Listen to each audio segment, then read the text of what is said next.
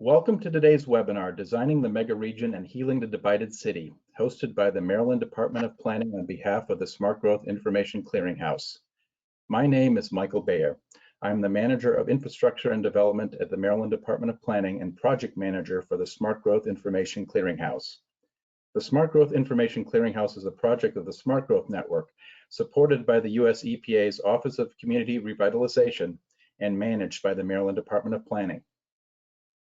In addition to hosting webinars, the Smart Growth Information Clearinghouse has a website at smartgrowth.org that provides current information on effective growth, development, and preservation practices.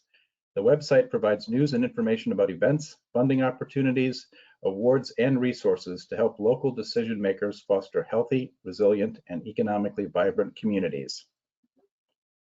The Clearinghouse is also the virtual home of the Smart Growth Network, a nationally recognized coalition of leadership organizations that have formally endorsed the principles of smart growth. This webinar is one in a series of webinars produced by the Maryland Department of Planning on smart growth and planning topics, available for viewing at smartgrowth.org. We are recording this webinar and will post it on our website early next week under the Webinar Archives tab. We encourage you to visit the website and subscribe to our e-newsletter to get smart growth news and information and to learn about our upcoming webinars. You can also learn about planning initiatives, planning tools, and educational opportunities in Maryland by visiting the Maryland Department of Planning's website at planning.maryland.gov. Viewers of this live event are eligible to receive 1.5 CM credits from the American Planning Association and 1.5 CNUA CEU self-reported credits from the Congress for the New Urbanism. To log your AICP credits, visit the American Planning Association's website at planning.org. Log into your account and search for the name of today's event, which is Designing the Megaregion and Healing the Divided City. You can also search for event number 919-8581. I would also like to acknowledge our partner today, Island Press, and their partnerships manager, Jen Hawes. Founded in 1984, Island Press's mission is to provide the best ideas and information to those seeking to understand and protect the environment and to create solutions to its complex problems. Participants of today's webinar are eligible for a discount on all books in the Island Press catalog by visiting islandpress.org and using the code WEBINAR. So to get started, our speakers today are Jonathan Barnett and Alan Mallach. Jonathan Barnett is one of the pioneers of the modern practice of city design. As a professor of city and regional planning and director of the graduate urban design program at the University of Pennsylvania, and as a professor, critic, or lecturer at many other universities in the United States, Australia, China, Korea, and Brazil, Jonathan Barnett has helped to educate more than a generation of city designers. Jonathan has also served as Director of Urban Design for the New York City Planning Department and has had long-term consulting relationships with the cities of Charleston, South Carolina, Cleveland, Kansas City, Nashville, Norfolk, Miami, Omaha, and Pittsburgh, as well as advising cities in China and Korea.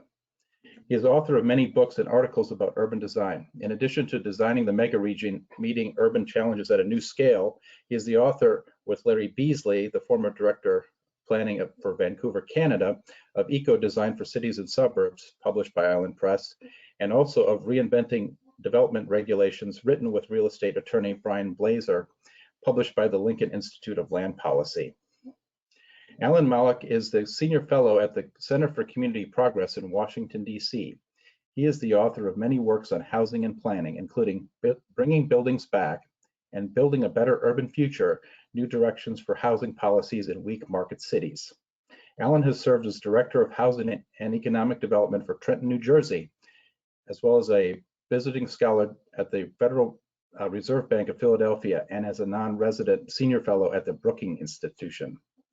Following the presentation, Jonathan and Alan will answer as many questions as time permits. You can submit a question anytime during their presentations by using the questions tool in the control panel located on the right side of your screen. So now, after that intro, I'm going to turn it over to Jonathan. Welcome, Jonathan.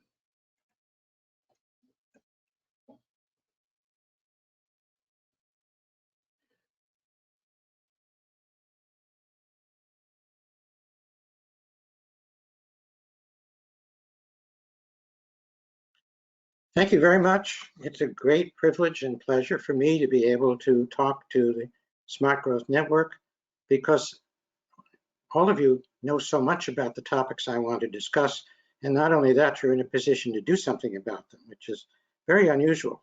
And it's a very interesting situation for me to be in. You may think that the word design applied to the megaregion is a little unusual, but I'm using it in the sense that Herbert Simon, who was a Nobel Prize winning economist, used it when he said to design is to devise courses of action aimed at changing existing conditions into preferred ones. So in that sense, although design also applies to arranging flowers or to dressmaking or to even to many small-scale urban design and landscaping projects, you can use the same methodology when you bring it up to this much larger scale. The other question, of course, is what is a megaregion? And that is an evolving concept. Those of you who know your planning history will remember that Megalopolis, a book about what is now called the Northeast Megaregion, written by Jean Gottman back in 1961. But it's been something that has been materializing around the world and is still in the progress of formation. And you can see the megaregions at night from satellites. And what is, there's some disagreement about how to describe each of these megaregions. It's a little like constellations. So people give different names to different clusters of lights. But this is one such a set. You can see other maps which are comparable, but have different designations for different parts of the country. But we're all talking about the same phenomena. The other thing is that megaregions are not just a aggregation of population. They actually have economic connections. This is much harder to demonstrate, but I think this map is very interesting because this is a map of commuters and something like 4 million commuter journeys mapped. And you can see as a commuter is almost certainly going to be someone who has an economic connection between one place and another. You can see how those play out. And they look very like the megaregions that you are seeing on the screen right now. We also are seeing the COVID-19 cases distributing on the map very much the way the megaregions do, because that is where all the population is. And there is stuff on the internet from reasonable people who are saying, see, we told you density is bad. That if you live in a city like New York, you are going to be subject to pandemics, and you should be living in a more isolated place and using your car and not transit. I think this is an absolutely absurd position and completely unrealistic, but it is out there. Perhaps someone will want to ask a question about it later. I don't think I'm going to devote any time to it right now. However, the epidemic is relevant for a couple of reasons, one of which is that it's pretty hard to talk about anything else right now. But it is true, I'm sure, and I'm sure you all agree, that at some point it's going to be over. And we have to be thinking not just about the present, but also about what happens in the future. For those of you who are working in planning agencies, this is also going to be an interesting time because the number of proposals that are going to come into you in the next year or two are going to be much reduced. And that gives us all an opportunity to say, wait a minute, let's think about some of these urban planning policies that we've been following. Is it possible to improve them? And so we know that economic and population growth is going to be concentrated in the megaregions. And what's been going on is that the sprawl has led to all kinds of environmental degradation and stress. There's gridlock in the highways and it's getting worse. There are air travel delays, and like a quarter or a third of air traffic is within flights which are going from one place to another in the megaregions. And there's also worsening isolation of low-income people, partly because one of the driving forces behind the megaregion is people going away from areas that they perceive as problem areas to places where they feel they will be safer and better off. On the other hand, all of this investment and is prospective still, looking forward to 2050, and the same investment can be turned in a positive direction. That's, of course, what we're going to talk about today. So I don't think it makes any sense to wait for mega-regional government, should that ever actually happen. or for a complete reform of our economic system, or for a conversion of the people in the federal government to thinking that large amounts of money have to be devoted to urban growth management. I think we can do what we need to do, or a very large proportion of it, using existing government structure, using normal business practices, and using typical government funding, which might include some subsidy, but it includes subsidies which would be normal part of what has become standard government practice. So I have three different issues that I want to discuss in particular, which are pulled out from the book. One is that practically every governmental agency now has access to GIS information, but it's not being used sufficiently to inform the decisions that government makes. Second is the essential role of passenger rail in making all the other transportation systems in the mega regions work.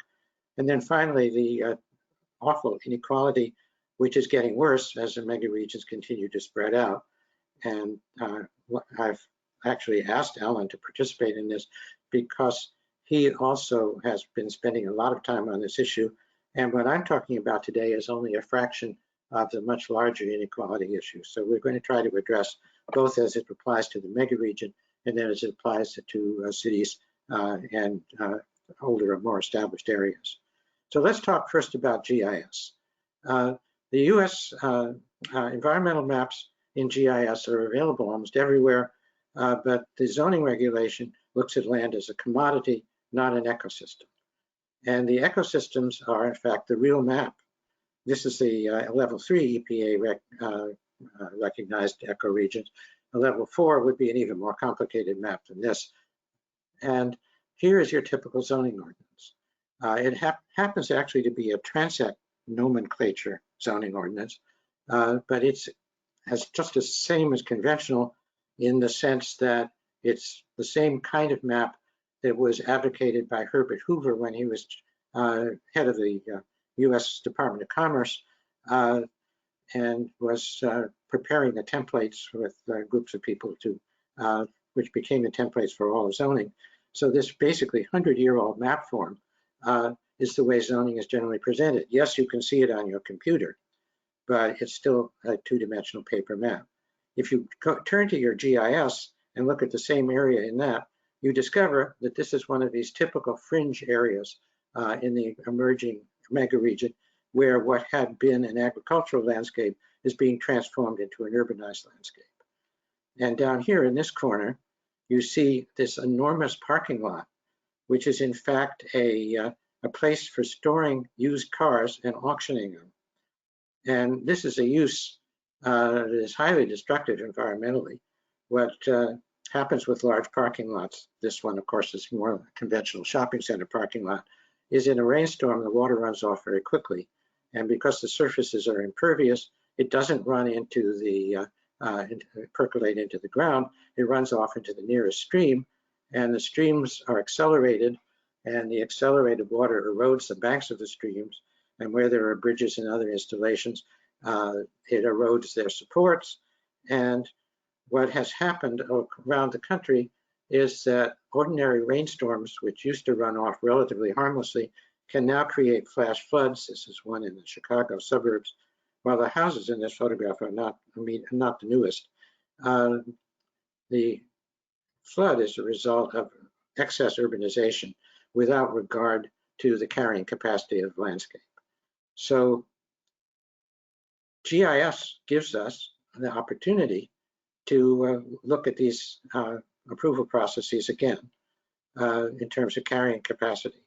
There's a lot of information available. What used to be the case is that the zoning people could only make a decision based on a survey that they asked for from the owner, and the survey only obviously covered the owner's own property. You may still need a survey, but now you have all kinds of GIS information. This comes from the federal government, Fish and Wildlife Service, and they are sponsored these US landscape conservation cooperatives to collect information.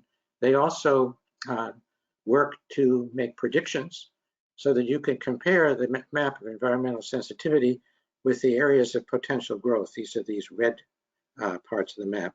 Black is existing, red is likely to happen between now and 2050. And as I say, almost everybody has pretty good GIS information these days. This is from Lancaster County. My students were able to make these maps just from existing GIS information, none of which, of course, is being used in the zoning approvals of the communities inside the county. So when you transfer that kind of information to zoning, you have to have a lot of overlays or you couldn't read it. But here's one where this is land that's in farmland preservation, which is the yellow zones. And you can also see stream runoff. And then here's a map of contours, very important part of information for any development decision. So you can also use at the state level. You can also, this is some, again, work from my students, but this is work showing what could be done in the Florida megaregion, taking the same population projection, looking at it according to the current trends in GIS to 2050, and then making a different set of assumptions in which you preserved the high value natural landscape. And in this case, what you're seeing is a high-speed rail line, which when we did the study was a reality, and then stopped being a reality, and was the governor refused the funds, and now it's becoming a reality again in a different form. And that's my next topic.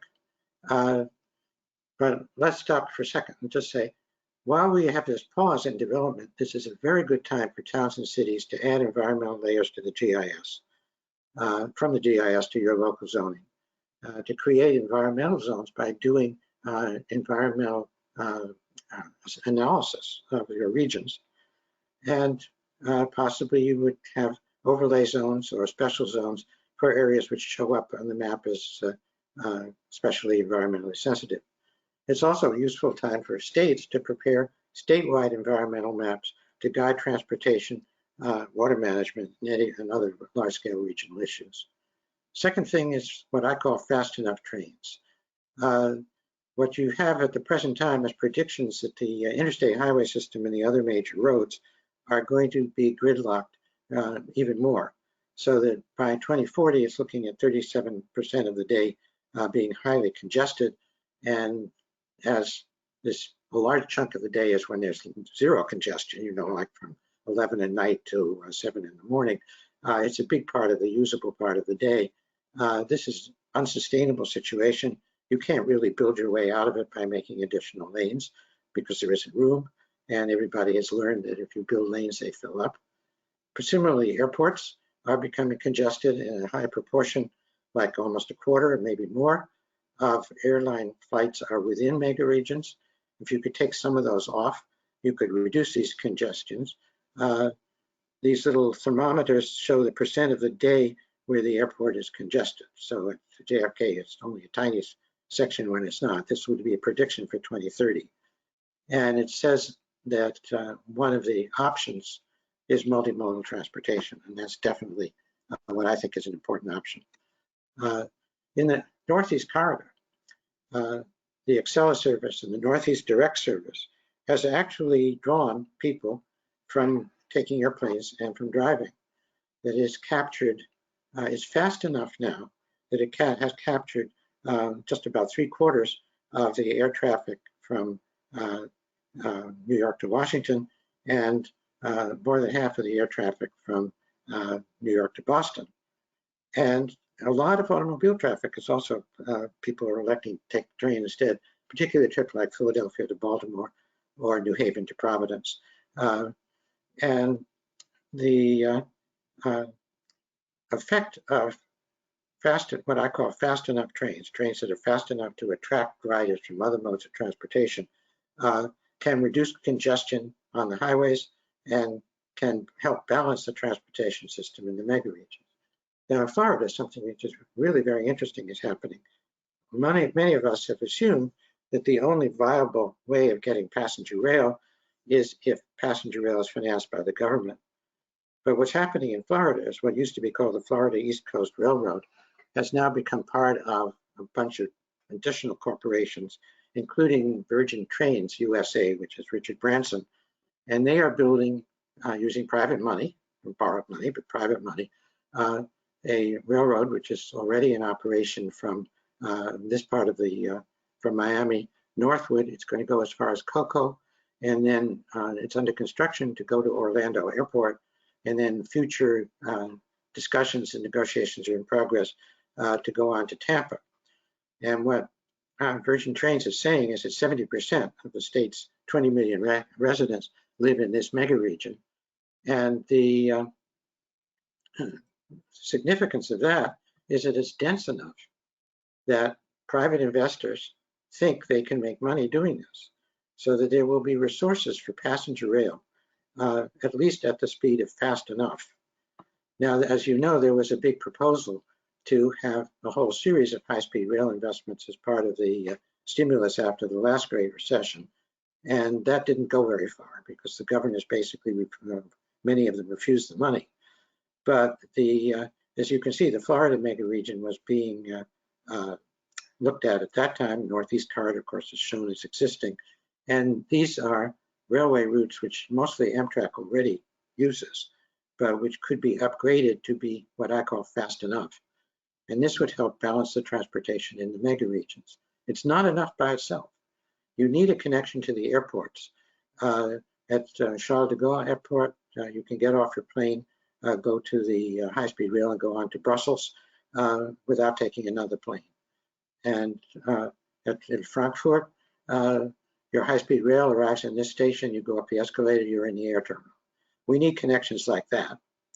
The best we have in the States at the moment is at Newark Liberty Airport, where the AirTrans, Port Authority's AirTrans gets you from the train station to the terminals. And unfortunately, not all the trains stop there. When the Florida Virgin Trains installation is done, it's going to arrive at Orlando Airport in a multimodal terminal, and it's going to be able to, you can walk right directly from the multimodal terminal into the airport terminal. So this is what is needed, let's say O'Hare and many other major airports in the mega regions, if you're going to get full value from the passenger rail. It's also needed in the Northeast as well.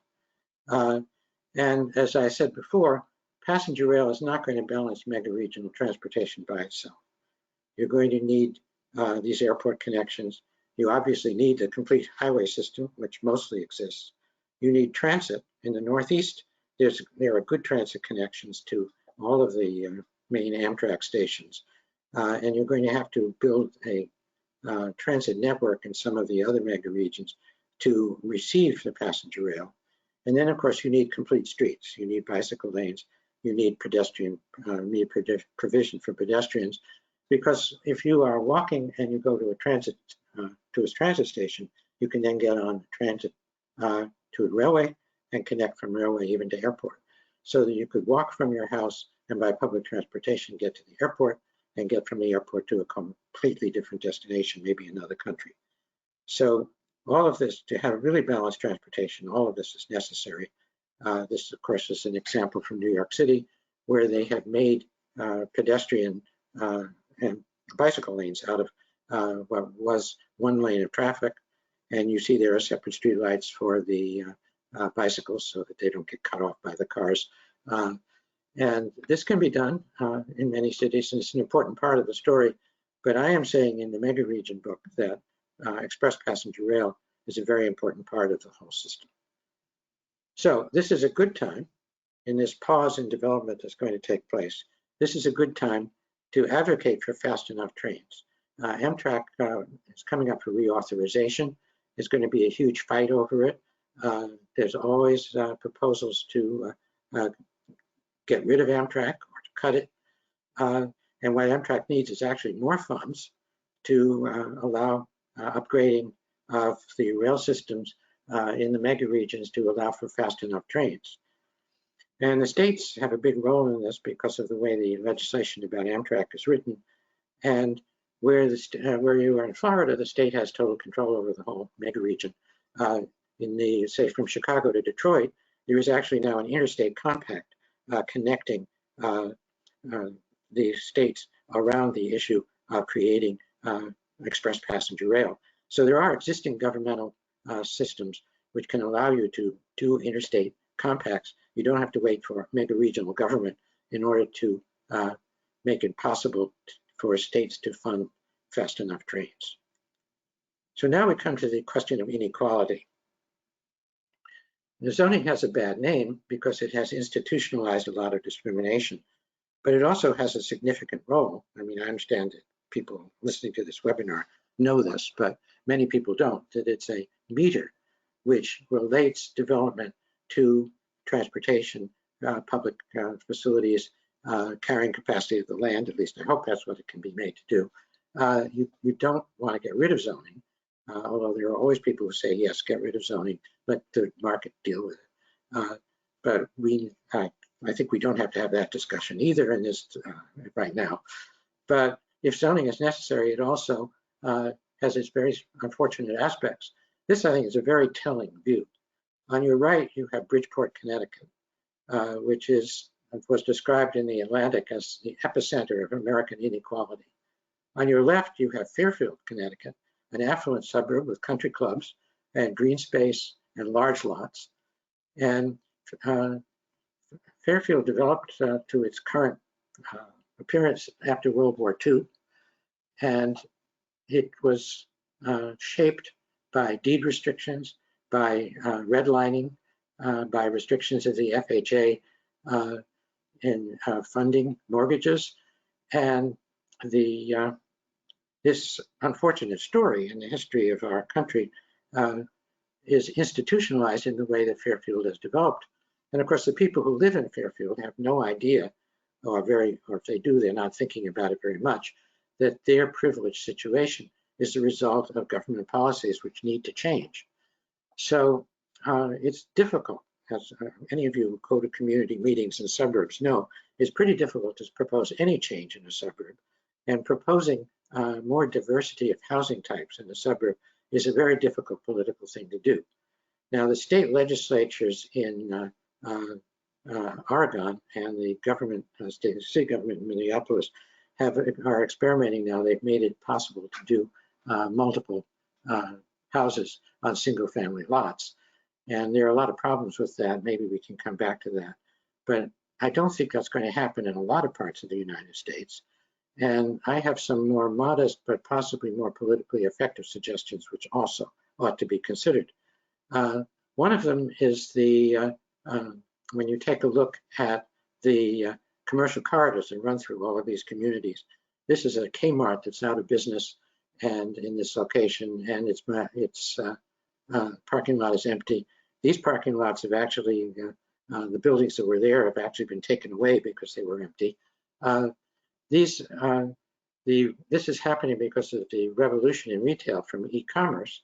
And one thing about this pandemic, which I think is going to be pretty certain, is it's going to accelerate the switch to online retail. And so these commercial corridors, which are ubiquitous in the United States, are becoming more and more like land banks. You can see the commercial corridors from the air. Here's Bridgeport, here's Stamford, here's Norwalk. And in between are these green suburbs, which at night don't show up because they are very low density, comparatively speaking. And this is Route 1, which runs through all these communities in which is a commercial corridor. Here's a commercial corridor in Whittier, California. Almost all of these are mapped this way, very thin strip with occasional bulges, with residential neighborhoods on either side. And what was suggested for this one was apartment houses along the actual commercial street. These would have parking in the underneath, in the one level of parking below, and walk up or small elevator apartments above, and a swimming pool. And then townhouses relating to the scale of the existing residential neighborhood behind. Places like this would allow young people who grew up in the suburb and can't afford a big house to live in an apartment or possibly a townhouse. It's housing for the school teachers and the other underpaid public servants in these communities to continue to live there. And if you follow the kind of policy that Montgomery County, Maryland has followed for many years, and give developers a bonus of additional units if those units are subsidized, you can also increase the range of rentability to create some affordable housing. So I suggest in the book that there's a very important initiative that ought to occur in all of these commercial corridors, And the increase in density would then support bus rapid transit, which would improve the transportation system and help balance it. Another proposal I make in my book is to reduce the minimum lot size in single-family zones. For example, this is what quarter-acre zoning generally lays out to. The developer bulldozes the whole site, levels it, and makes it almost identical lots. And the reason for this is that the way zoning is written, whether it's transect zoning or conventional zoning, is that the lot size is the measure of density. So the quarter-acre zoning is saying that there should be 4 units to the acre, but you do that by saying that the minimum zoning lot size is 10,000 square feet. On the right is a diagram. It's not unusual in the sense that here are townhouses, here are smaller lot houses, here are your quarter-acre lots, here are some estate lots, and here's a big chunk of the land that's left in its natural state, and it has the same density. So this is possible now with planned unit development. It's possible with traditional neighborhood development, but those are special procedures. You can only do those if you have a big set of public hearings, a lot of discussion, special vote of all of the planning commission and the local legislature. And a lot of developers sort of throw up their hands and say, I don't want to do that. I'm just going to build the way I usually build. So making the minimum lot size, let's say for an example, 2,500 square feet, which is the townhouse lot, then it becomes by right, and the developer can choose to do this. There are many savings for the developer in doing it, including making fewer streets and having to do a lot less regrading. And you administer it through the subdivision ordinance, so that it's not like you give them free rein. And you keep the density the same, most important point. Another thing which is also familiar is accessory dwelling units. This is different from what's being proposed and enacted in Minneapolis and in Portland, in that you don't divide the lot. The minimum lot size is the same, but you permit an additional dwelling unit on the lot. But that dwelling unit belongs to the owner of the principal residence. So this has an incentive for the people who live in these neighborhoods to get additional income. And it also, if you want your in-laws living with you, it's a way to do this. Or if you want your children to have an apartment, it's a way of doing this. And so there are incentives for people to add a dwelling unit where the lot permits it. And in my opinion, you can't just make this up as of right. You have to have design guidelines, and you have to administer it so that every lot is done properly. But if this were done at scale throughout the megaregion, if the large areas of single-family suburb development could have accessory dwelling units, you could add density, you could add a variety of housing types, you could make, and some of these would be affordable if only because they're smaller, and you could have more multi-generational family, or at least neighborhoods.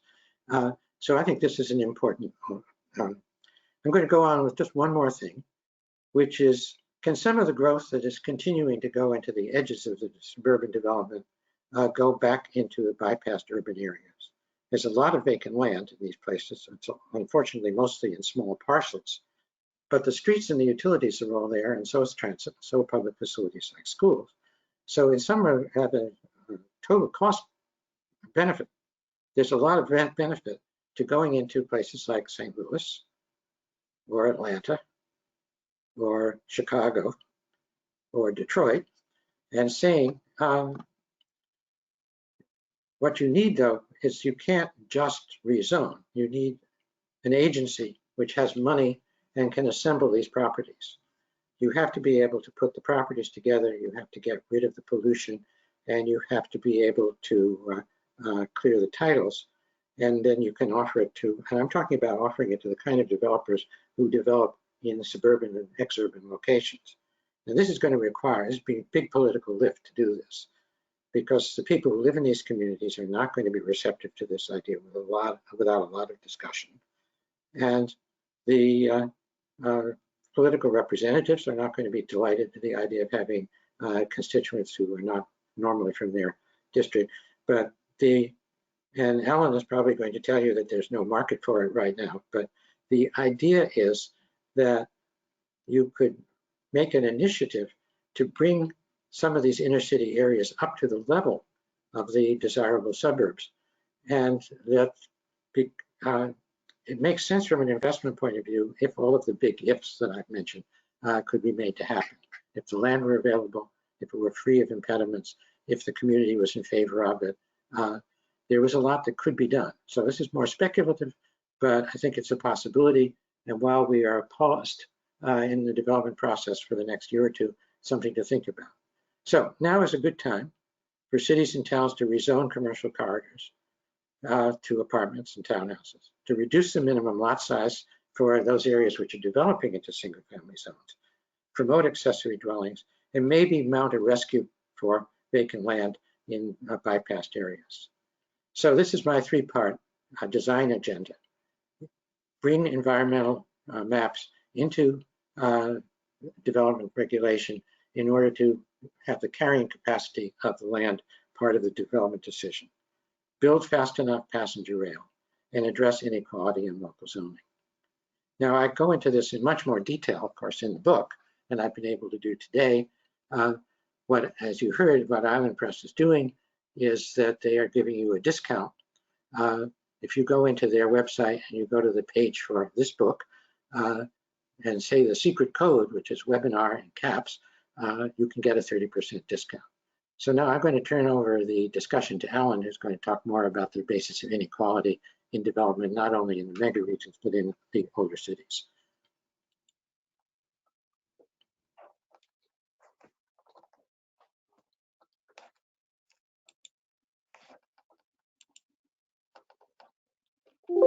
Hello. Hello.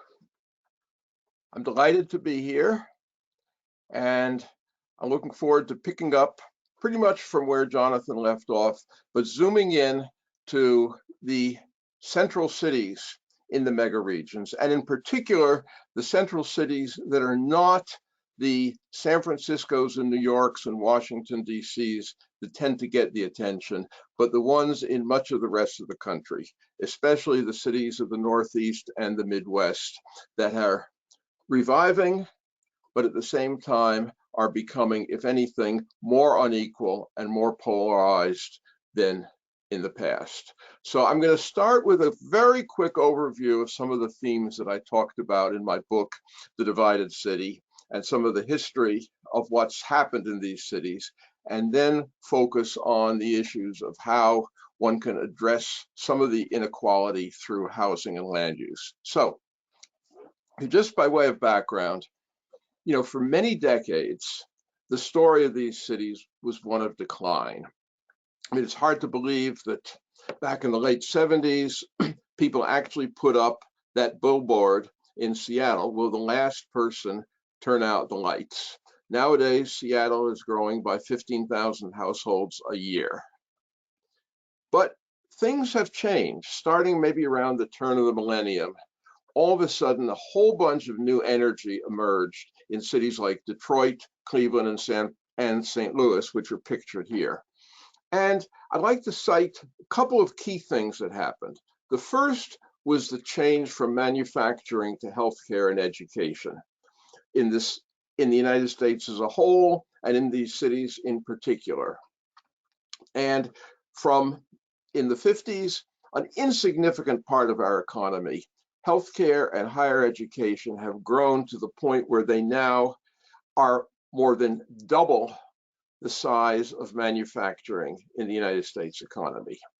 And in cities like Pittsburgh, Baltimore, Cleveland, the number of jobs in that sector is in some cases even larger than the number of manufacturing jobs at these cities' industrial heyday. This is the new urban economy. At the same time, there has been a massive influx of young people, young, well-educated people into the cities.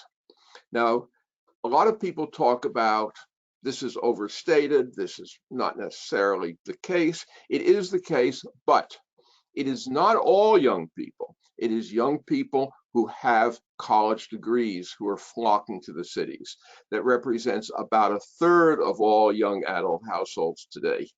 But they are going, and cities not just San Francisco and Washington. In Washington today, 1 out of every 5 adults is somebody 25 to 34 with a college degree.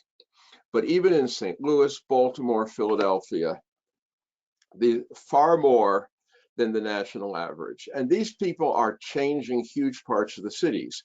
And as this new knowledge economy emerges, all these young people converge on the cities. The cities have become centers of consumption, activity, entertainment. It's dynamic, it's exciting, and it is very real and very powerful. And even though it came back, a lot of people had questions, but after the Great Recession, the dynamism of this change came back unabated. We don't know what's going to happen in the future today, but my guess is that after all of the turmoil we're going to go through, the cities will resume their, if you will, forward march. And these cities have been transformed physically as well as socially in equality. But that's only a small part of the picture. Because at the same time that the revival is taking place, so are greater poverty and inequality. And I'll just run through some of the main ways in which the inequality manifests itself. First, basic racial inequity. And Baltimore is a great poster child for this, because as a local activist has pointed out, Baltimore has a white L and a black butterfly. And in the white L, which you can see over on the left, these are the areas which have high sales prices, and these are the areas where the young adults with their college degrees and their skills and their money are congregating. Then this is the black butterfly. These are the areas that are predominantly African American. And again, these are the areas with high poverty and the areas with massive housing vacancy. So this is typical of America's cities. Another area, these cities are actually growing jobs, but the people who live in the cities are less and less likely to be the people holding those jobs. In fact, in Pittsburgh, 3 out of 4 jobs in the city of Pittsburgh are held by people who commute from outside the city to those jobs. In Baltimore, over the last 15 years, the number of jobs grew by almost 30,000.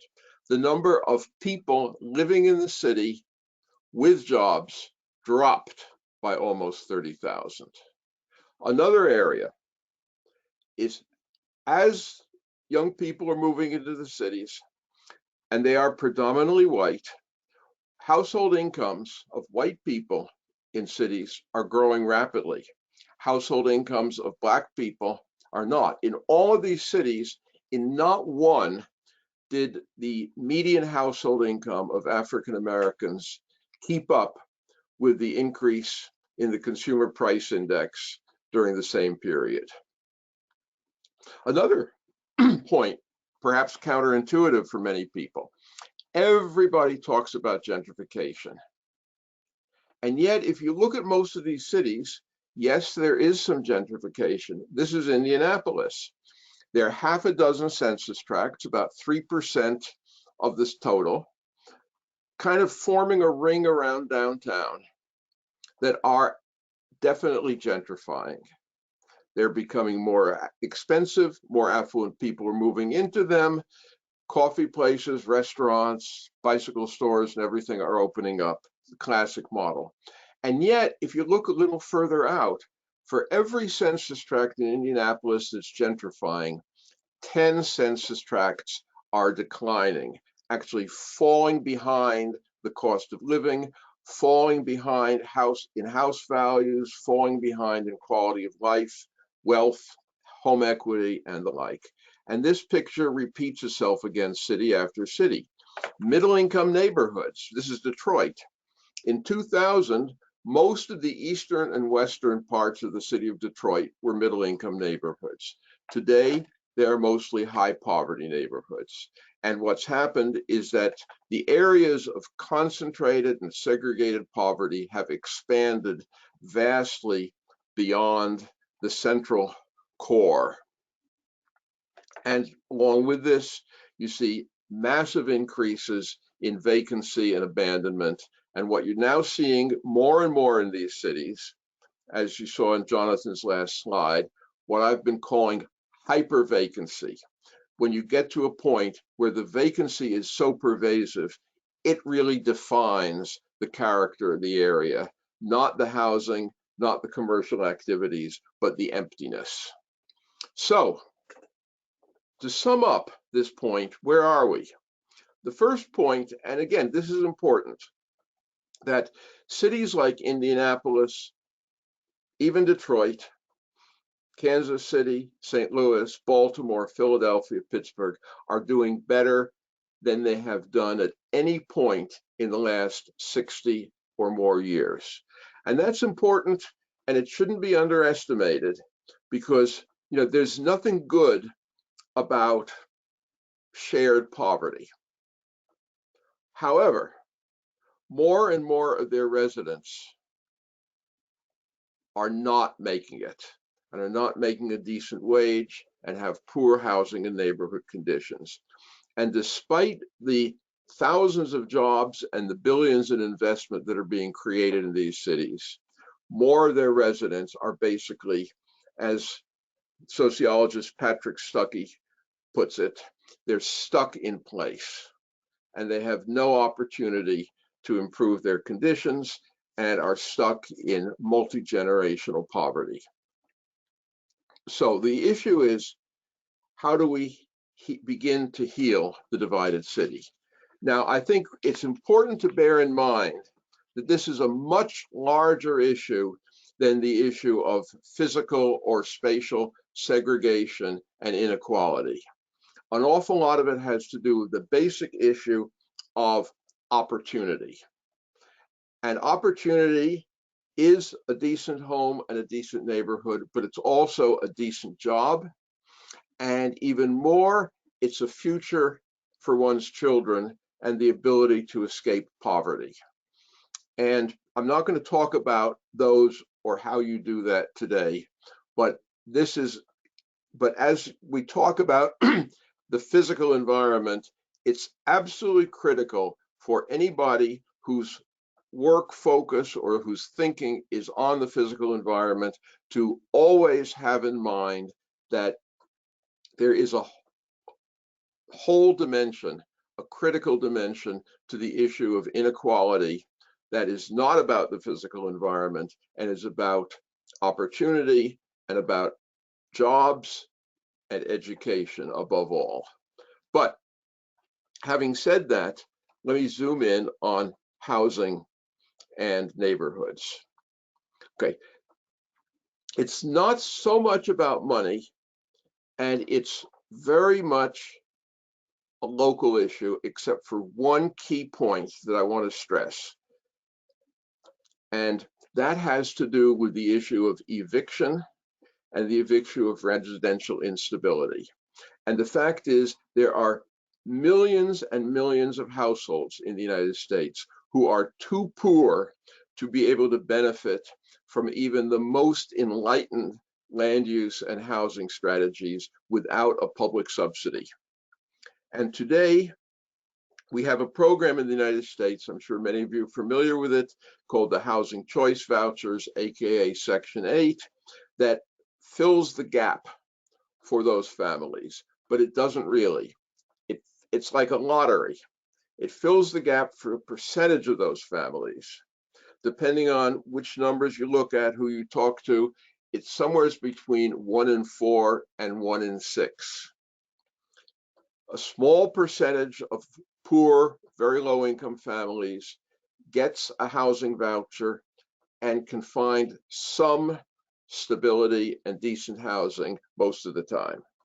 The great majority do not and are basically, again, stuck without any realistic prospects of finding stable, decent, healthy housing.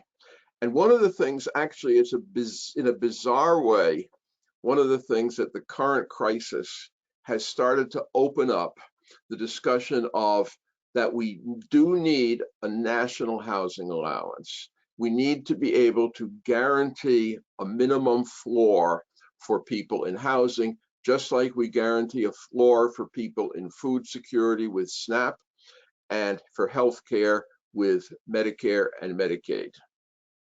So this is a critical issue, and it can only be done by the federal government. Having said that, however, this is otherwise, it's about what we do locally and how we use the tools and the resources that we have to heal the divided city. And here I'd like to focus on 5 key points. Okay, the first one is, as Jonathan said, is zoning. And one of the things that I really appreciate about Jonathan's presentation is that when he talked about zoning, he was focusing on the suburbs. And I think planners who have been spending their time talking about how Minneapolis is doing X or how Seattle is doing Y are missing a critical issue about zoning. That the big zoning battle is not in the central cities. It is not in Minneapolis. It is not in Seattle.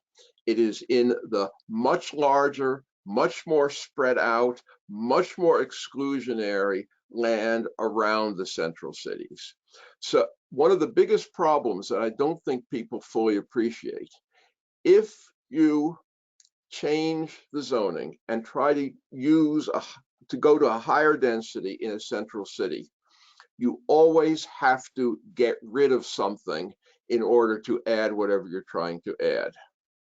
And if you try to densify a single family neighborhood, and if you doubt what I'm saying, run the numbers for yourself, what you will almost invariably end up with is a product that is more expensive, not less, than the existing housing that you removed in order to build your higher density product. Now, accessory units are critical, whether it's by carving additional units out of the insides of existing large houses, or building them as additions to the house, or building them as separate, what they call sometimes elder cottages on the same lot. And these are all critical steps that should be taken. But I think the important point is that the critical zoning battles are going to be in the suburbs, not in the central cities. But they are critical. And if we are going to address the issues of housing equality, we have to start fighting them. The second is to make sure that when we create housing, particularly subsidized housing and affordable housing like low-income tax credit housing, that it take place in areas of opportunity, areas which have good quality services, good quality schools, access to decent jobs. Not low-income housing, affordable housing built in areas of concentrated poverty without jobs and inadequate services may put a decent roof over people's heads, but it does not change the trajectory of those areas, and it rarely changes the trajectory of those people's lives. Third, at a minimum, most people for the foreseeable future are going to be living in the existing housing stock. We don't add that much to our housing stock annually, at most about less than 1% per year. So virtually everybody is going to be living in existing housing. And I think what we have a critical obligation to make sure that that housing is safe and healthy. It doesn't have to be perfect, it doesn't have to be gorgeous, but it should be safe and healthy. And I think one of the critical issues, this is something that very few planners spend much time thinking about, is how to have effective code enforcement and effective rental regulation in our towns and cities. The fourth, and this goes at least in part to the question of using vacant land, is most urban areas are weak housing markets. Some are very weak, and many areas, including most of the areas where most of the large amounts of vacant land in cities like Detroit or St. Louis are located, are areas of market failure, where there is essentially no functioning housing market. And one of the critical tasks is we have to rebuild that. But the question is, where do you start? And I think where you start is not with the areas that are the expanses of vacant land. But one thing that, again, some people think of Detroit or other cities as basically kind of a bipolar situation. You have these areas that are being gentrified, these areas that are gorgeous and full of life and dynamism and new investment. And then you have the areas that are basically abandoned, disinvested quasi-prairies and nothing in between. If you spend any serious amount of time walking around or driving around a city, whether it be Detroit, Cleveland, St. Louis, any of these cities, you'll realize that that's not actually true. There are gorgeous areas which are being reinvested. There are devastated prairies, but there's an awful lot in between. And the in-between is really what we have to focus on, because these are the areas that still have the neighborhood fabric intact, that still have at least some modicum of services and facilities.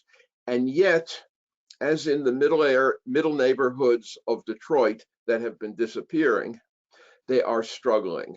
They are falling apart. They are losing ground.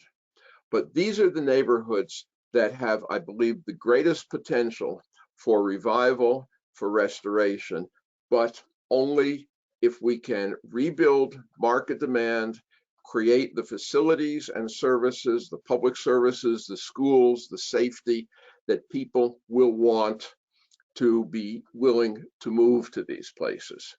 And if we start to stabilize more urban neighborhoods, then I think we will start to see potential demand for some of the vacant land that exists in the more disinvested parts of these cities, but only at that point. And I'd mention, by the way, there is a type of agency that has been doing amazing work in cities like Cleveland and Detroit and others with land and empty buildings and so forth, and they're known as land bank authorities. And I would urge everyone here to look in and learn about the work that they're doing, which have the powers in many cases to consolidate land, to acquire, to assemble.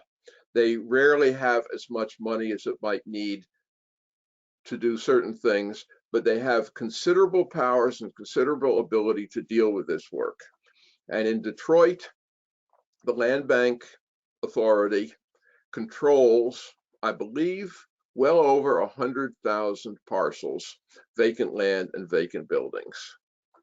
And they are working as fast as they can to try to put this back to public and private use.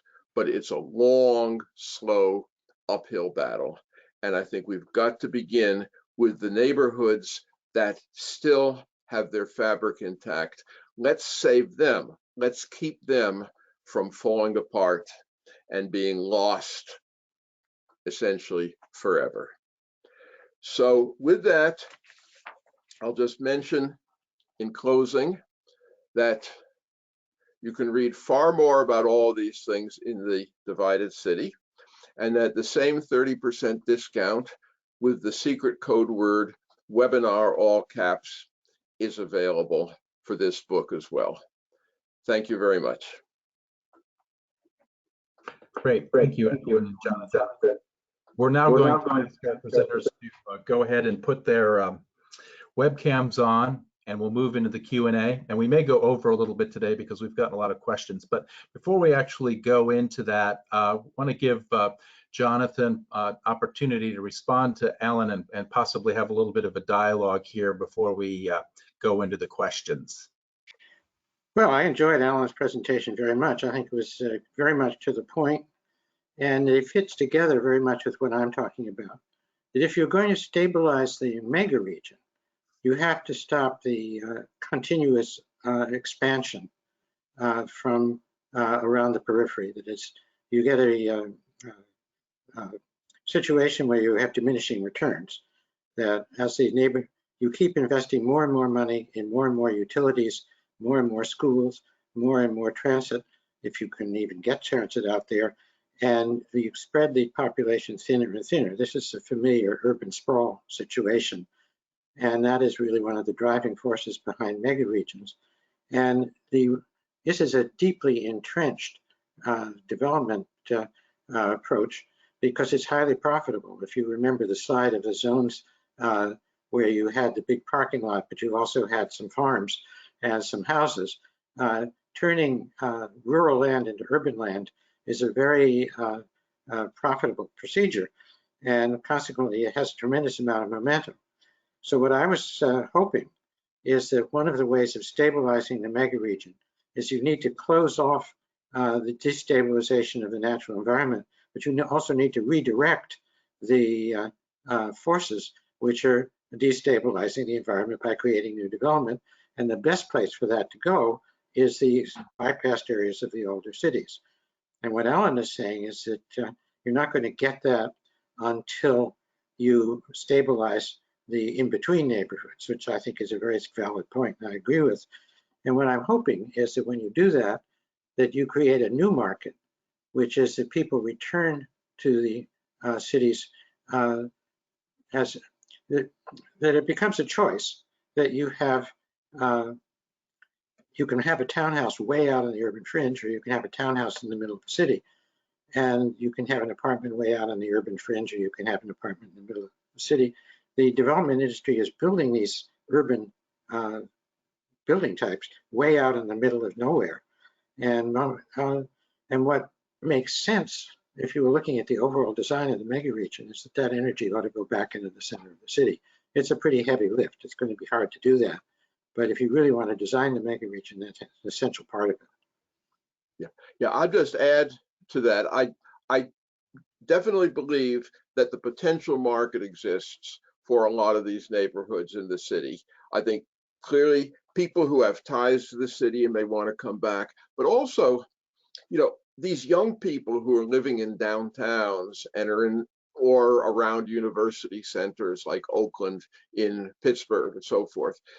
An awful lot of them are going to marry and start raising families. And one of the big questions is, where are they going to go?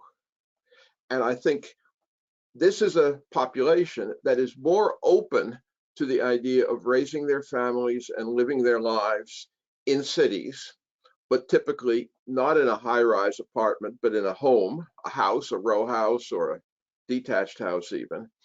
But the cities have to make themselves attractive to these people. I think a critical issue is the cities have the physical environment they need. What they need is the social and economic environment to make themselves truly attractive to a diverse population by age, by income, by household type, and so forth. And if they do that, they will come. I think what we're saying is that these are all interrelated issues. In other words, if you want to save the environment at the suburban and exurban fringe, you need to create another place for the development energy to go. And if you want to make all of these parts of the megaregion fit together, you need a balanced transportation system. And you need also to do something about suburban exclusionary zoning, but it has to be key to what is politically possible in the suburbs. So as I say, I think all of these pieces fit together. Absolutely.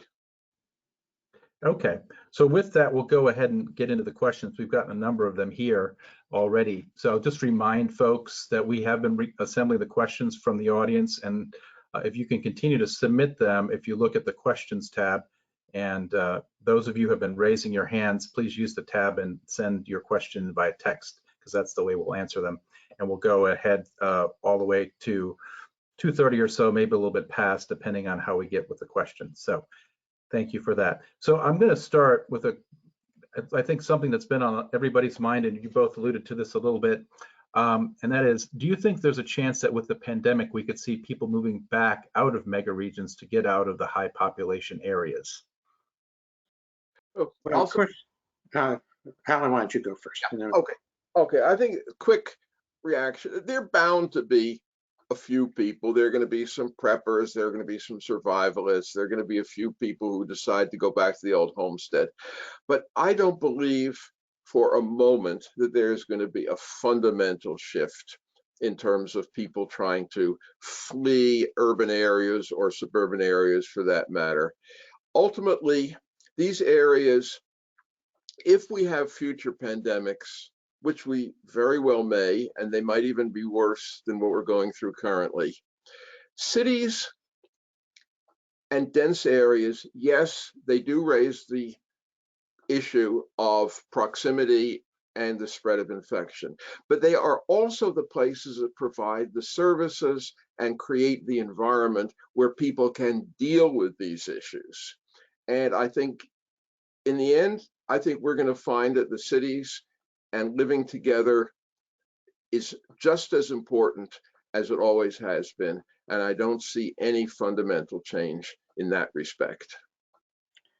Well, it's also, the pandemic is a globalization problem, and we are becoming increasingly interconnected. I mean, if you look at a map and you see a vast expanse of agricultural land, you are not seeing proximity, but at certain times of the year, maybe there are hundreds and hundreds of guest workers there helping with the harvest. The guys who own these farms, people who own these farms, in the wintertime, they may go to Florida for vacation. It's just, I don't think and the other thing is, unfortunately, I'm not sure we've really established that the centers of the pandemic are exclusively in the densest urban areas. People go to weddings, people take airplanes. It's not clear to me that there's any escape by just moving to a place where you can't see your neighbors. Not if you continue to live an interconnected life. And also, it is possible to manage these pandemics. Unfortunately, in many countries, including our own, it hasn't been managed well. But there are places where it appears, at least at present, as if the number of new cases has been reduced, or is almost, Chinese are saying that the new cases are at 0 at the moment. And they, of course, are a much denser country than we are. So, and the other obvious problem is if you say, okay, the correct way for people to live is to never take public transit, to always drive their car, and to live in something like Frank Lloyd Wright's Broadacre City, how many of our population are going to be able to do that? You know, it's a very selfish idea. Exactly. Understand. So here's kind of two related questions that you think you're kind of getting into it toward the end there, Jonathan. Please distinguish between urban density and urban crowding, a key distinction that even Governor Cuomo is not adequately addressing. And similarly, can you address density in the context of health concerns about social distancing? Well, again, I think that the pandemic is distorting, and all of you in the Smart Growth Network are in favor of crowds. You want people to be attracted to shopping streets and to live in walkable areas and to live at a density that makes transit possible and so forth. And I don't think that this is the time to throw that agenda out. So I'm not sure how to answer this question. I think that what the principles of the Smart Growth Network are still correct. And we need efficient land use, we need public transit, we need passenger rail, we also need to take airplanes. And there's no way to avoid proximity to other people. In fact, it's desirable. So I don't think you want to alter the design of our communities because of a badly managed pandemic. I would agree, and I think you can just distinguish between two different types of crowding. I mean, crowding in the sense of having public spaces where large numbers of people come together is not only not a bad thing, but it's an incredibly good thing in terms of how a society connects with itself and how people connect with each other and creates vitality and energy. Crowding within residential settings, within the home, is a very different matter. And in fact, I think there's a big issue, and it again exposes the extent to which the pandemic is going to hurt the poor more than the wealthy, so forth, is the fact that for well-to-do people, sheltering in place, it's annoying, but typically they have space. Most of them have yards, they have extra rooms, they can have attractive environments to live in. For lower income people who are living in crowded situations, in substandard housing, in dysfunctional environments, this is a disaster. And there are huge issues of potential of health, family stability, and so forth that could be triggered by what's going on currently during the pandemic. So I think residential crowding and the quality of the home environment is one thing, and we clearly have to deal with that. But to abolish or to discourage the type of crowding that takes place in public places and that type of interaction over the pandemic issue is essentially an incredibly self-destructive form of community behavior.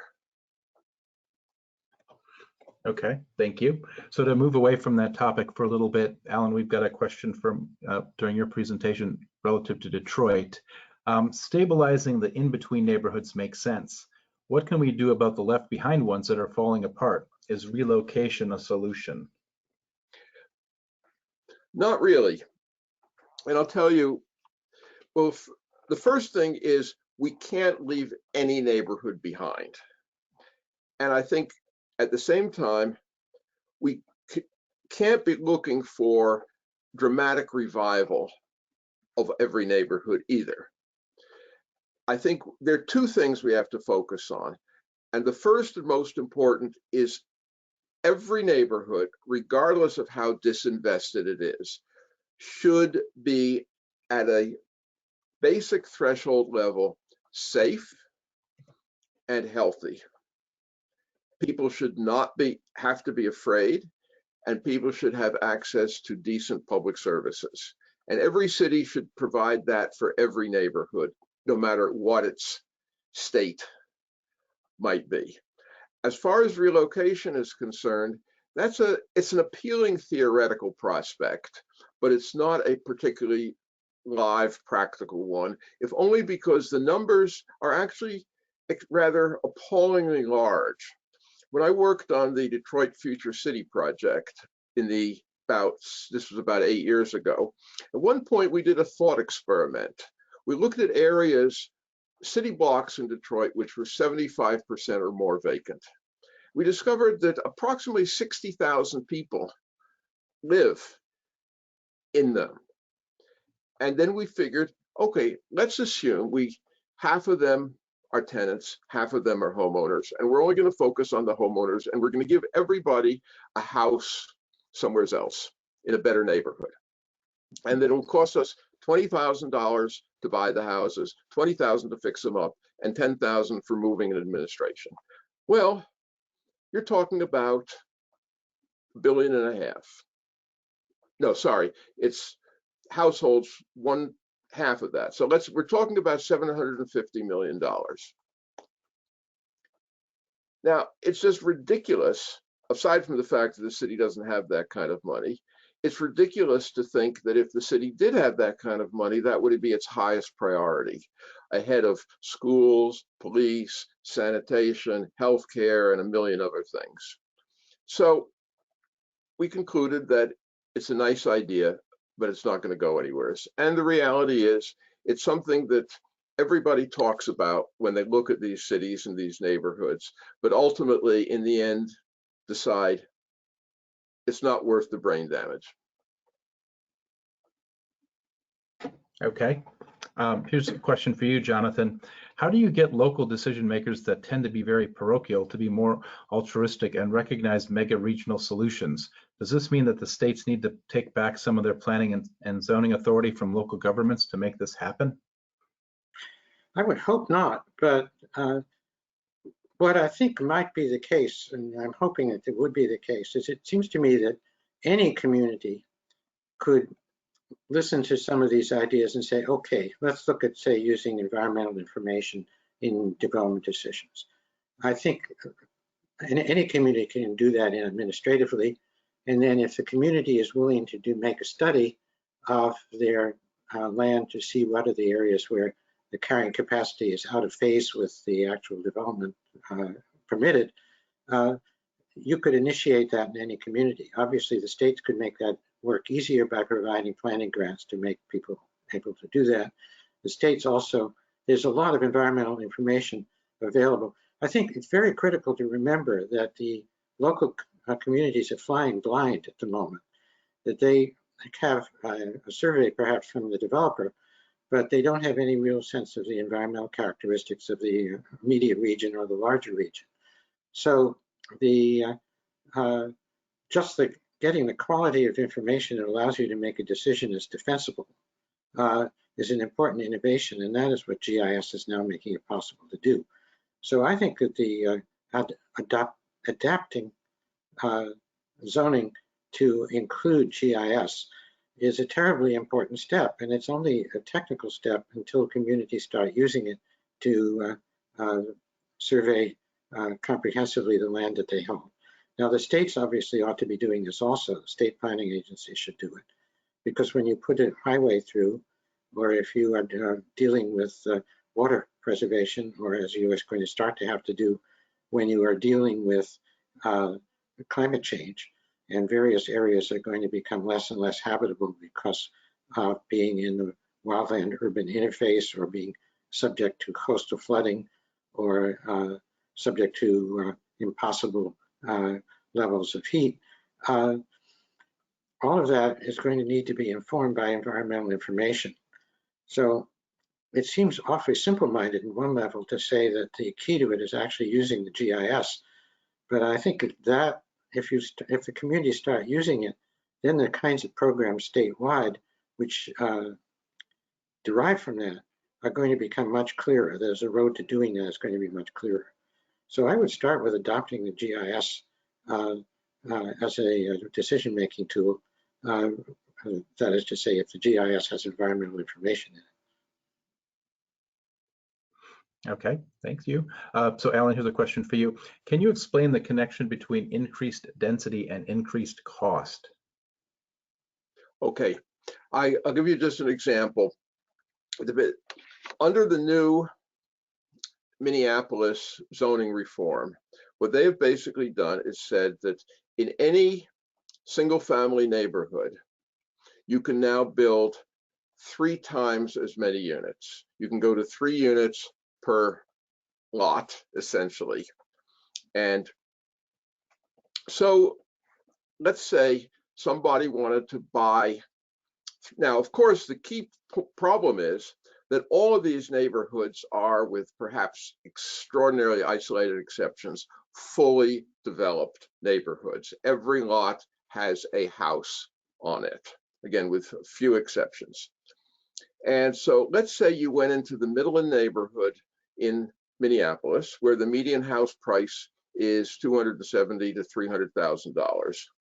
And you decided you wanted to buy 3 houses, tear them down, and build a 9-unit condominium or townhouse cluster.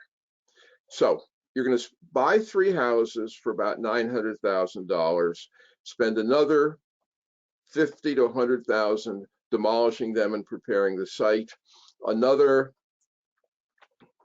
perhaps $100,000 in terms of plans, designs, preparation, all the work you have to do to be able to break ground.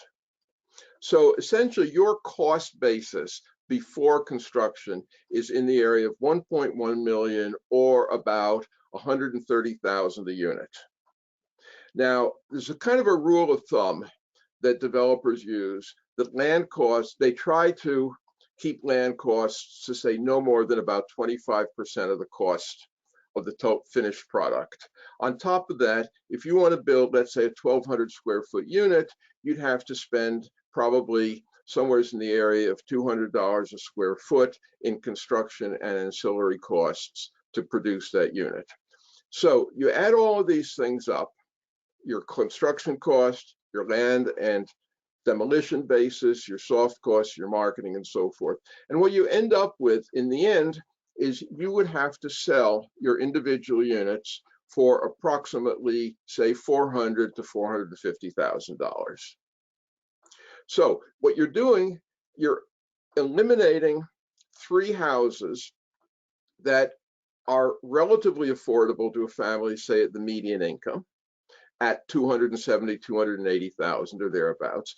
And you are expanding the housing supply, but what you're doing is you're creating housing units that are roughly 50% more expensive than the housing units you demolished. Now, one of the advantages of the kind of accessory dwelling unit concept that Minneapolis actually permitted even before the current zoning change, and that Jonathan talked about, is you're not eliminating the existing unit, you're supplementing it. And that clearly is positive. But when you're talk about really changing the density and creating the opportunity for developers to build at higher densities than exist, you're getting into something which from an affordability standpoint could easily become a zero-sum proposition. Okay. This is kind of a follow-up question, but from a separate person. How can investment in the distressed but not devastated neighborhoods cost too much for the remaining existing residents to afford to stay?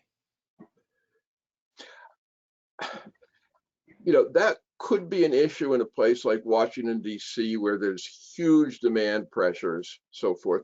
But it's much less of an issue in cities like Detroit or St. Louis, where you're talking about very gradual incremental demand growth. You're not talking about the kind of explosive growth of prices or demand that you see in a handful of particularly strong markets. So, for example, even today, if you go to St. Louis, which, by the way, is one of the most beautiful cities in many respects in the United States and well worth a trip. If you go to St. Louis, if you want to buy a house in a really nice neighborhood, maybe not the absolute top neighborhood, but a very nice neighborhood, beautiful historic houses, beautiful urban fabric, safe, attractive neighborhood, you might spend $250,000 to $300,000. Now, that is basically a middle-class, middle-income housing price that somebody earning around the median income in these areas can afford. And that is really way beyond what you'd expect to see if you started to build up the neighborhoods the struggling neighborhoods we're talking about in Detroit. So it's really much less of an issue in these cities than, again, in the handful of hot market cities.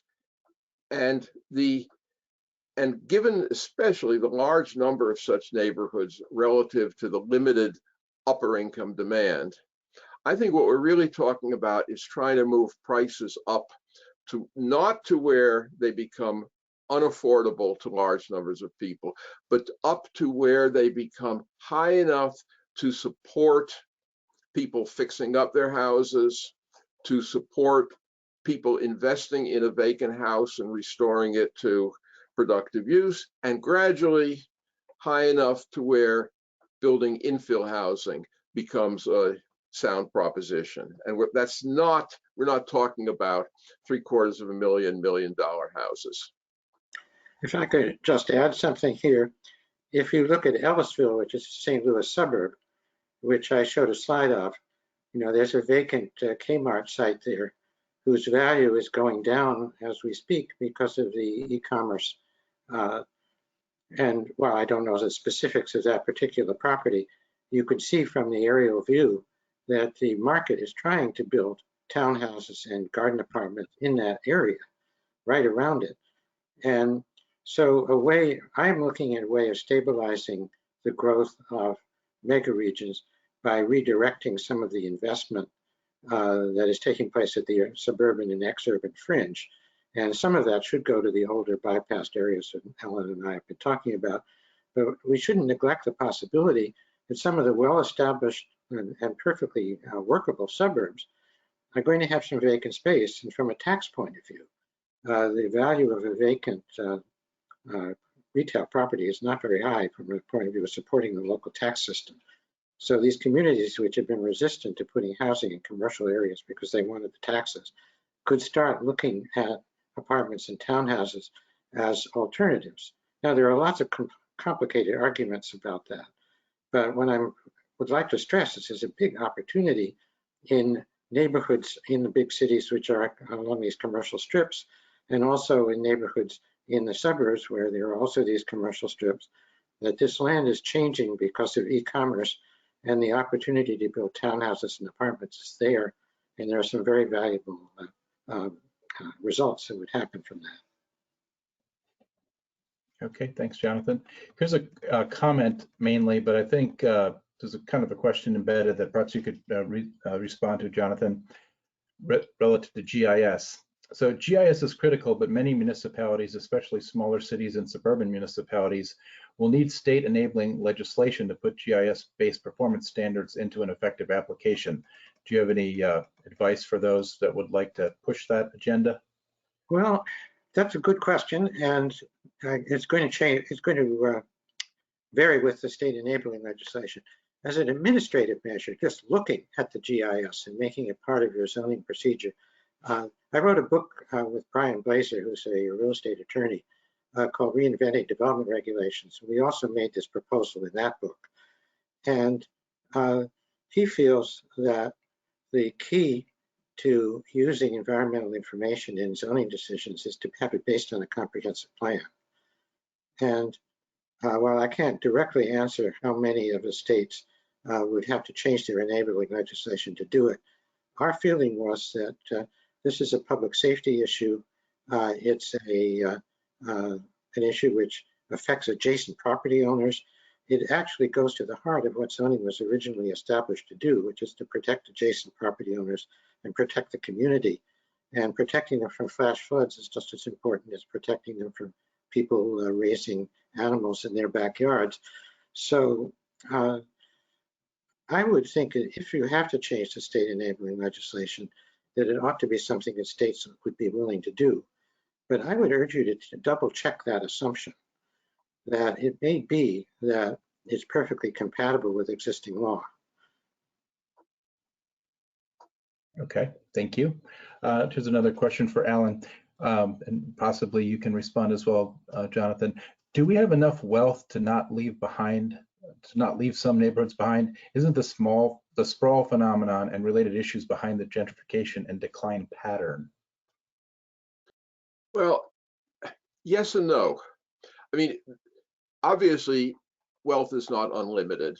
And to the extent that wealth and investment are being directed further and further out in the fringe, that's obviously going to, at some point, it does become zero sum. And you can argue certainly in most of the country, and if you look at places like the St. Louis Metro, where you have St. Louis and Ellisville and people like that, the Cleveland Metro, all of these metros have what I think somebody dubbed sprawl without growth. There's relatively modest population and economic growth in these areas. In some cases, like the Pittsburgh Metro, I think there's actually none.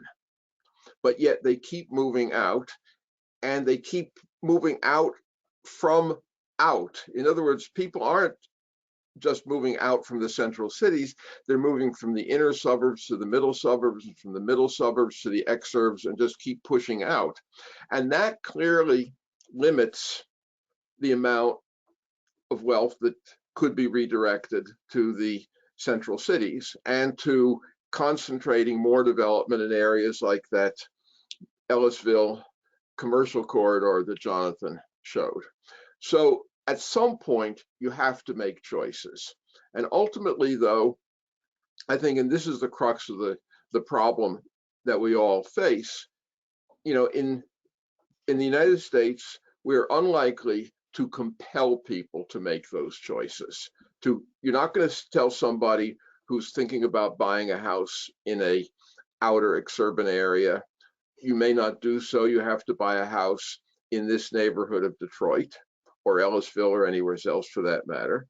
So what you have to do is recognize that, one, that there is, you know, competition between places for resources and for market demand. And number two, that through the kind of planning strategies and land use strategies that Jonathan was discussing, as well as others, there are ways of trying to more effectively channel that wealth in ways that will be environmentally, socially, and economically sounder. But you have to recognize that that's the process. You also need to distinguish the megaregions, which you saw in the early maps that I showed, from some of the other locations. So I suppose you can say that Cleveland is part of a megaregion that extends to Detroit and also extends south through Columbus to Cincinnati. But it's very hard to map the Midwest cities such as megaregions. But some of the megaregion areas, like the area from, say, Birmingham, Alabama, up to Raleigh, North Carolina, through Atlanta and Charlotte, are actually growing. And the financial potential of these areas is stronger. The megaregions in Florida, the megaregions in Texas, the megaregions in California, Cascadia megaregion from Eugene up to Vancouver, British Columbia. Those places, there's a lot of, I guess you could call it, wealth that's being invested there, so that it's somewhat distinguishable from Pittsburgh, which is in a relatively isolated situation. I mean, you can map it so it's part of a megaregion which extends over to Cleveland, but it's not one of the fast-growing megaregions.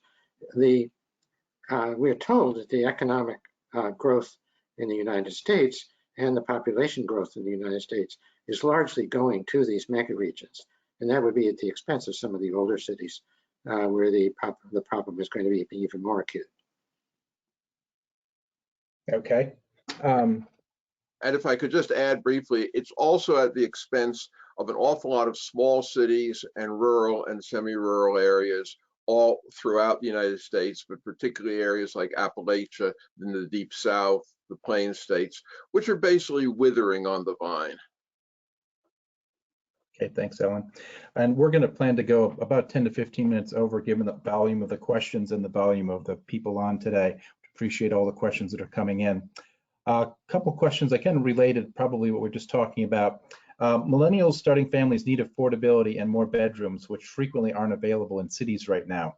Luxury apartments, which have been overbuilt, also don't allow people to build credit. How do we encourage a shift in the kind of family-friendly development needed in cities? Okay, the first thing is, again, it depends on which cities you're talking about. There are huge, you know, one of the things that it gets my back up is the extent to which people will generalize about the US housing market from San Francisco or Washington, D.C. And, you know, you can buy a nice house in Detroit, a single family house with 3 or 4 bedrooms in an attractive neighborhood. You can buy a house like that for $100,000 or less. That's certainly affordable to just about anybody. In Houston, Dallas, Phoenix, you can buy, a middle-class family has no trouble finding a decent house to live in. So if you look at most of the United States, that statement is simply not correct. The problem is that when you look at, again, large coastal California, for example, or the major cities of Cascadia, or the major cities, leaving aside perhaps Baltimore and Philadelphia, of the Northeast corridor, that's where there is a huge gap in terms of middle-class families starting to raise a family, finding affordable housing. And there, I think the problem is that there's enough of a market so far for young people, luxury apartments, and these kind of specialized living environments that those are the units that developers find they want to build because they can make the most money at. I think building housing for families that they can afford and that is going to be profitable and attractive is going to require a lot of the zoning rethinking that Jonathan started to talk about. Is going to require us to think about different housing types.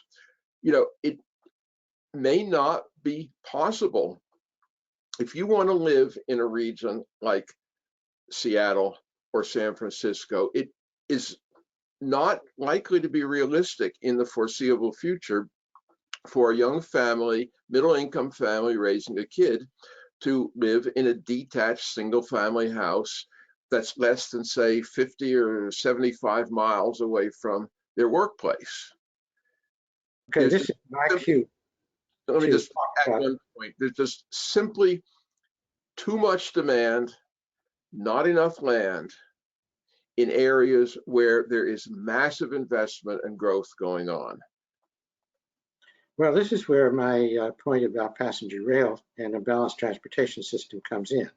Because yes, you may not be able to live in the most preferred areas inside a city, but if you had a daily commute that was manageable, or if you could go, essentially, if you could overcome distance with a better transit system and more flexibility in getting to the transit, you could solve some of the problems that you're talking about. That is, it may not be possible. Fortunately, Philadelphia is relatively affordable, so I'm talking to you from a house in Center City, Philadelphia, where we have a 100% walk score. But if you want a large house in a suburban location in this particular metro region, there's a pretty good transit system. It's old, it's a legacy system. It's true in many of the mega regions that these transit systems don't exist yet. So what you need to have is a system you can rely upon so that you can overcome distance, so that the place that you can afford allows you to have a commute of 30 or 35 minutes, even though it's quite a long ways away.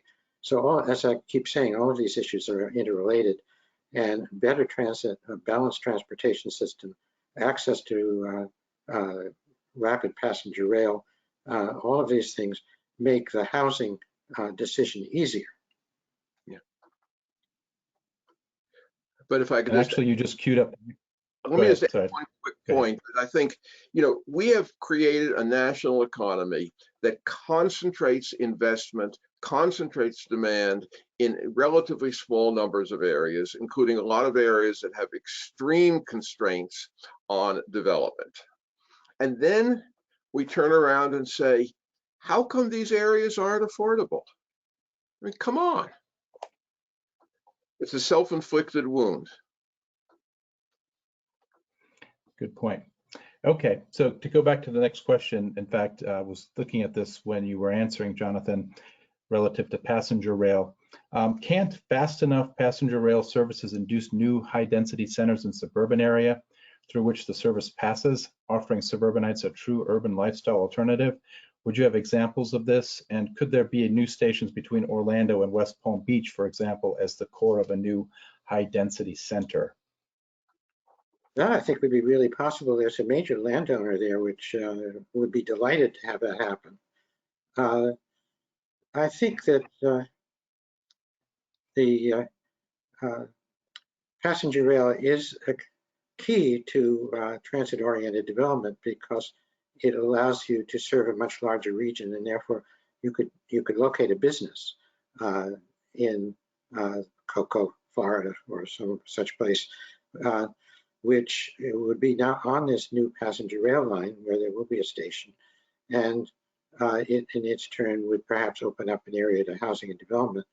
And that of course needs to be planned because that's also an environmentally sensitive region, And but yes, I think improved passenger rail, fast enough rail, can make it possible to create new urban centers. It also validates some of the developments already happened. For example, Tyson's in Northern Virginia. You can go by the Washington metro system to Washington's stations and then get an Amtrak train. So again, you can go by public transportation from Tyson's, which is a suburban center that's already grown up, into the national train system. So there's a lot of benefit to improving fast enough trains. Okay.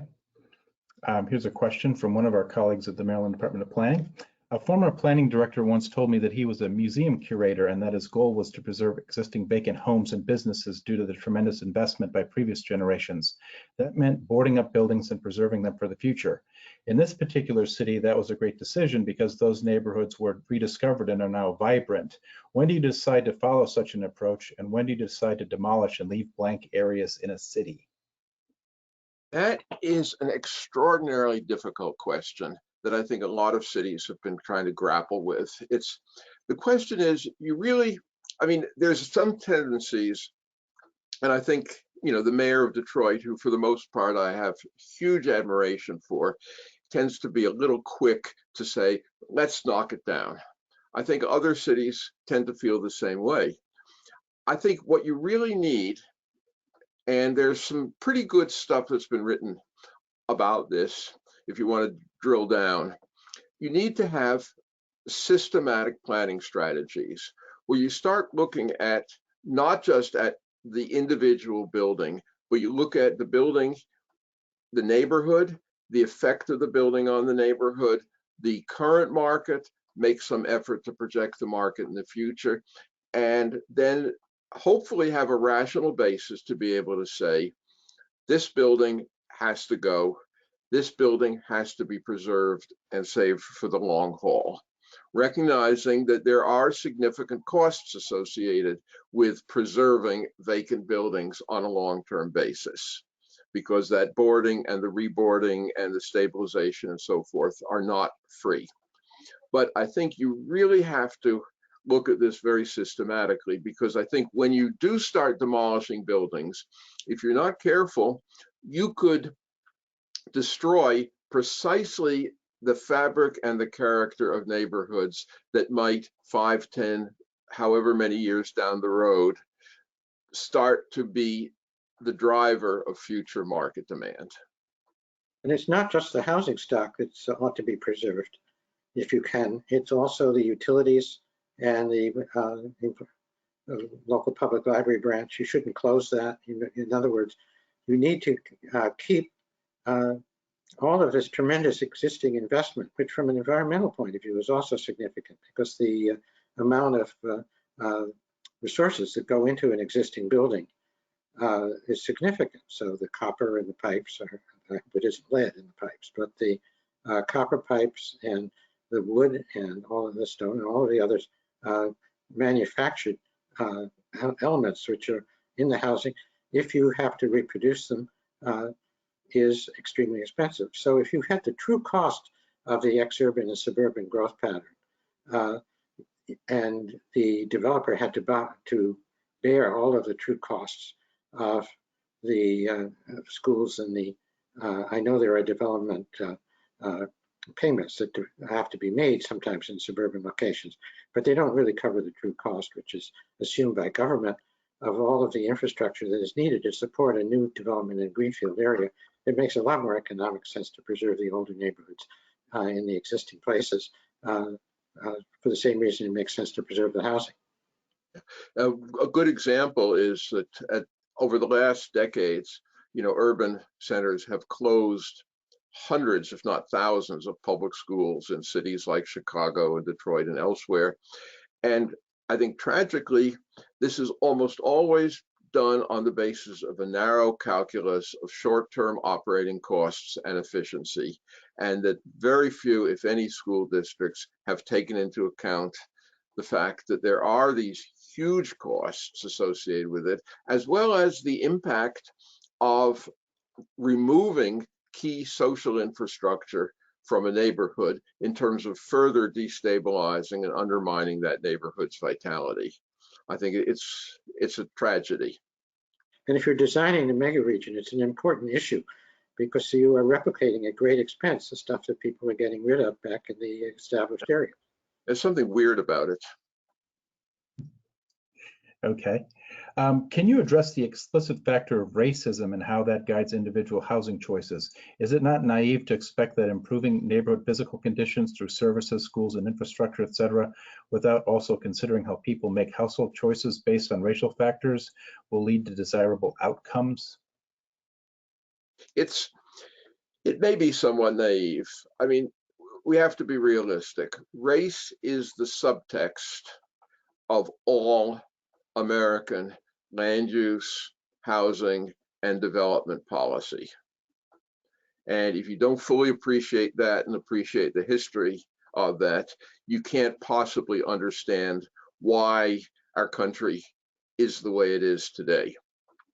And so there's no question that, for example, one of the reasons why African American middle class neighborhoods tend to have lower property values and tend to have more economic difficulty than essentially identical white neighborhoods is that white people tend to stop buying houses in neighborhoods where the Black population rises beyond some level. By the same token, there are, despite what a lot of people believe, outside again of a few cities like Washington, D.C., there are extraordinarily few Black neighborhoods that have gentrified. And especially if you compare them to the number of white working class neighborhoods that have gentrified.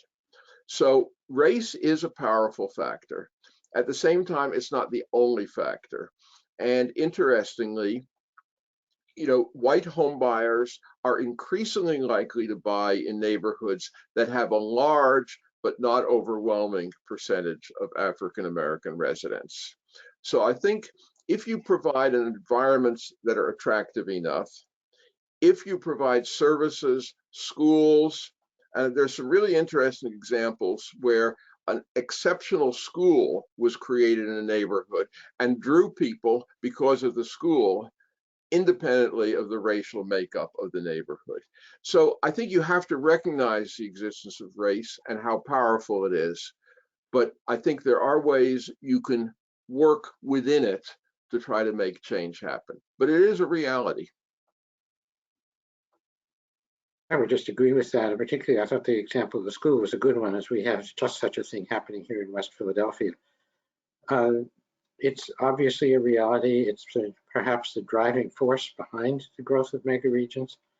But I think if we want to be constructive, we have to do as Alan said and try to make the other factors sufficiently attractive that whatever retrograde factors are involved are overwhelmed.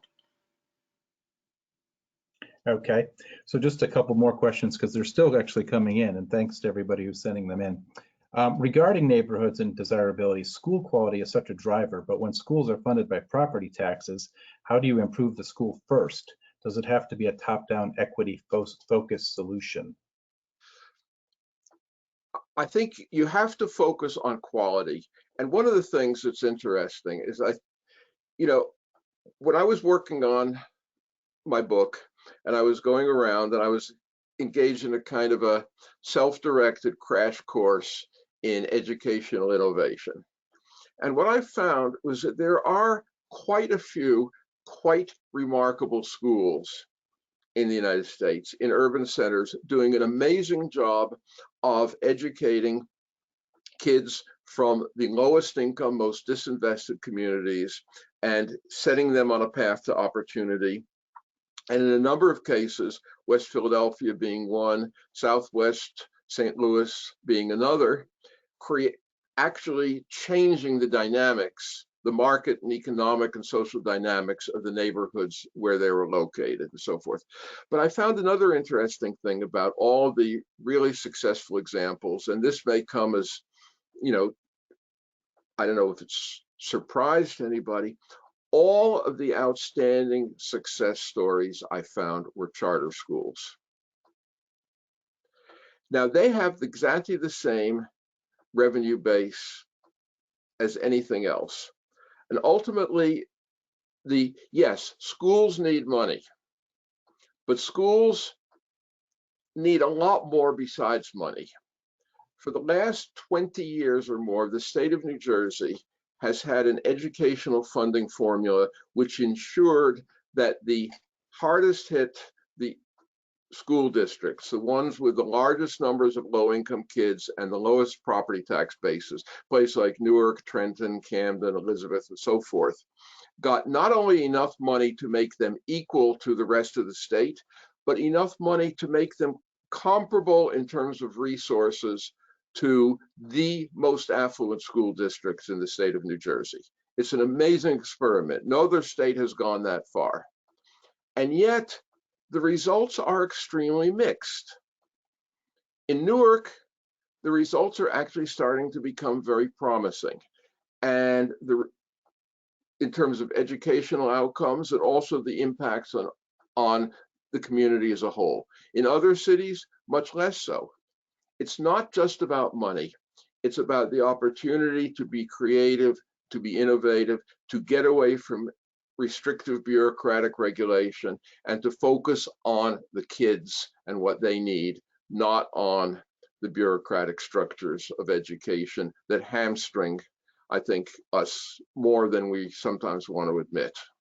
I want to go back to the property tax question, though, because although the money may not be the only issue, if you were to show the diagram that I showed during this session of the apartments and townhouses being built in a commercial strip, I think that the opposition to that is going to come from people in the community who say, well, what about the school district? That they don't feel that they are going. I think the property tax stands in the way of apartments. The condos for relatively wealthy senior citizens, sure, everybody in the suburbs is fine with that because the number of children added to the school district is small and these condos pay high taxes. But would an apartment complex have renters in it? And would these renters have a lot of children? And would these children go into the schools? That would be what comes up among the first things when you make a proposal like this. And it would facilitate the balancing of these communities to allow them to have more apartments and more townhouses if you had a state equalization formula for property tax.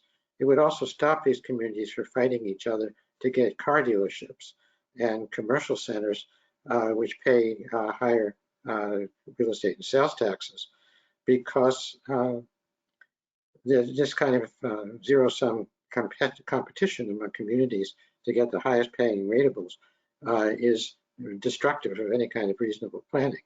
So I think it's a shrewd question that doing something to equalize the property tax formulas so that the state steps in and supplies what's necessary to bring everybody up to the correct level to sustain the school system.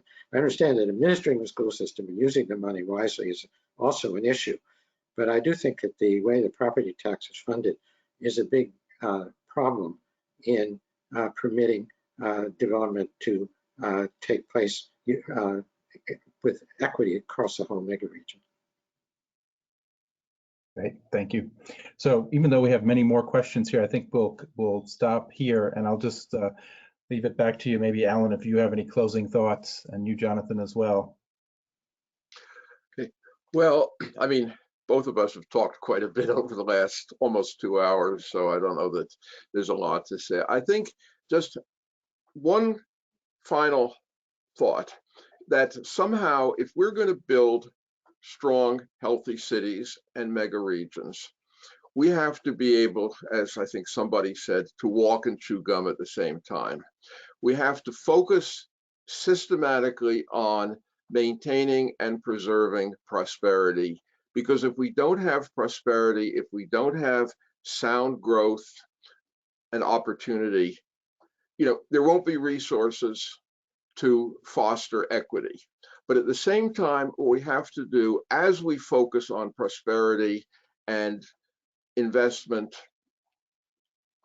to focus how all of that can be done in a way that supports equity, that supports opportunity for everyone, and rather than the way that things tend to happen in our society today, which is that the wealthy benefit and the poor suffer, whether it's the spatial winners and losers of our US geography, whether it's economic classes, whether it's social classes, and so forth. So how do we build equity into our strategy to build prosperity? And I think that is the fundamental issue. And I think, especially from the standpoint of planners, environmentalists, and other people who may still be listening to us, how do we infuse that thinking into all of the work we're doing, whether it has to do with reviewing a subdivision or mapping a floodplain or laying out a transit corridor or thinking about zoning? How do we infuse our thinking with equity? I would just add to that what I've tried to do in my book and in this presentation is to talk about things which are doable at a reasonable amount of time and could be initiated in a number of different places at once. In other words, I think every local community could start implementing some of the things that I'm talking about relating to both zoning for more equity and also relating development to the environment. And the states have a huge role in doing this. So people who are working in state agencies would have this potential also. So I think that it's possible to start now. I mean, I don't disagree with Alan about the long-term necessity of what he's talking about, but it's possible to start incrementally. You don't have to wait for a signal. You don't have to wait for a complete change of heart or a complete change in the political system. There's many, many things that can be done immediately, and I hope that I've given some signposts to some of the things that you can do.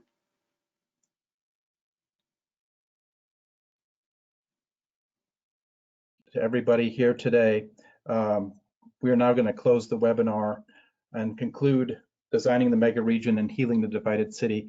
I'd like to offer a big thank you to Jonathan and to Alan for a great presentation, to all of those of you who attended and many, almost 500 who stayed till the end, and to John Coleman, our communications and technology guru who helps to make this all happen, especially now that we're working remotely. The complete recording of today's webinar will be posted on smartgrowth.org next week. When you exit from today's webinar, you'll be asked to participate in a short evaluation. Please take a few moments to provide feedback so that we can continue to improve the webinar experience for you. Keep an eye on smartgrowth.org and our e-newsletter for details on other future webinars. We are endeavoring to provide you with planning webinars during this period of teleworking for many planners. So if you have a topic, panel, or suggestion, please include it in your evaluation or email me at michael.bayer1@maryland.gov. We do have 2 other upcoming webinars with Island Press that have been scheduled, including Unleashing the Economic and Sustainability Power of Existing Buildings next week, April 14th, and Life After Carbon, the Next Global Transformation of Cities on April 28th. Please visit smartgrowth.org for more information on these programs or watch for our email blasts. Have a great day.